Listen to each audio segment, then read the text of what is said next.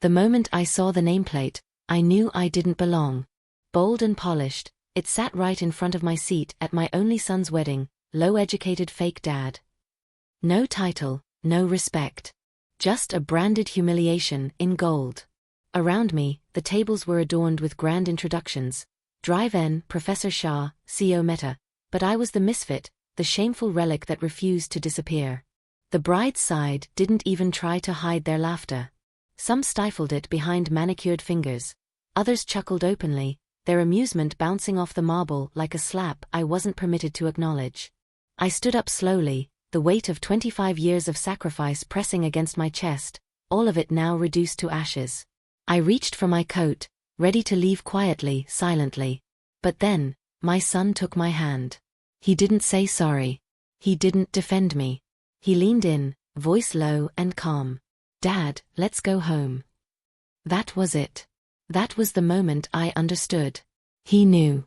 He had seen it, heard it, allowed it. He let them humiliate me. I couldn't sleep that night. The echo of their laughter looped in my mind, especially the smug remark from her father. "Education matters. Blood alone doesn't make someone a father." They looked at me like I was some outdated fossil, a taxi-driving relic who didn't belong in their circle of intellectuals. And maybe, just maybe, I didn't. But I had been there, every single day of his life.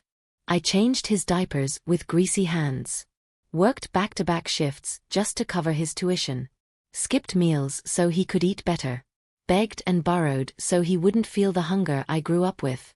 But none of that mattered in that opulent hole. To them, I was nothing. And the worst part? He let them see me that way. It hadn't always been like this. There was a time I was his hero. He was 5 when he asked why his mother had left. I told him gently, she wasn't ready to love us the way we deserved. He hugged me tighter. When he got that scholarship, I cried harder than he did. He had promised me once, "Someday I'll take care of you, Dad, just like you took care of me." But success rewrites memory. His shoes began to shine more, his words changed accent, his titles multiplied. He stopped saying we and started saying I. The next morning, I sipped my tea in silence. A headline caught my eye on LinkedIn. His company had just merged with N Biotech, the bride's father's firm. Suddenly, the wedding made sense. It wasn't a union, it was a negotiation. A deal. And I was the final liability they needed to erase. That nameplate? It wasn't a joke. It was a surgical strike on identity. A burial of the past. I wasn't invited. I was being erased. I drove to my workshop and opened a drawer that had remained locked for over a decade. Inside was an old, dust-covered laptop. I plugged it in, powered it up, and opened a folder labeled, RA Car. My insurance. I never completed formal schooling. But I was never foolish. I watched. I listened. I learned. And I documented. Every transaction I made to fund his future. Every rupee borrowed. Every favor called in. Every debt cleared. Names. Dates. But one file, project__T, held more than memories. It contained a money trail. Donations funneled through a charitable trust in my name. That trust had been quietly exploited by his company to pad their research and development expenses. And they thought I wouldn't notice when he used my ID to scrub their books clean. I didn't call the police. I called someone better. His co-founder's assistant. She used to work late shifts during his intern days. I'd bring him dinner. I fed her too, back when her own family forgot. All I said was, "Check the quarterly filings. See where the trust money really goes." She didn't respond. 4 hours later, I received a text. "Tomorrow. Press will be there. Make sure you're watching." At 10:42 a.m., their official website went dark. Their Twitter account vanished. LinkedIn showed a resignation post from the co-founder. "I will not be a part of this fraud."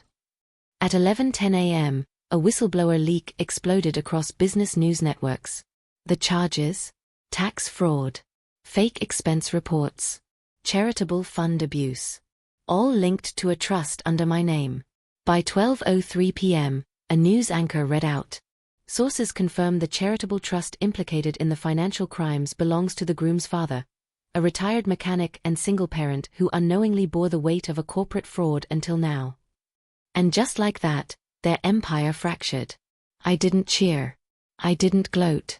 I sat by the window and watched the sky darken with clouds. That evening, he came home. No reporters. No entourage. Just him, smaller now, humbled. He stood at the doorway, unsure. "Dad," he croaked, "I didn't know about the nameplate.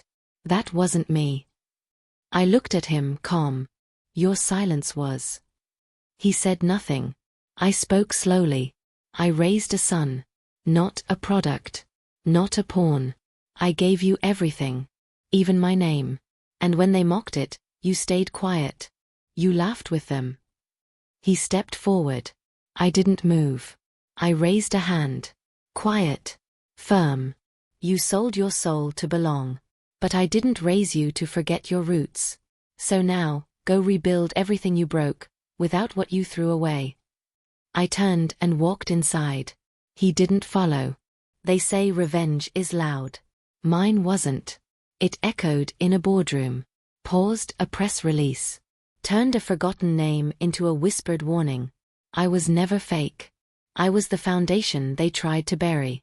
When they laughed at me, they didn't realize. The ground beneath them had already begun to crack. He called me low-educated. But I taught him his final lesson, without raising my voice.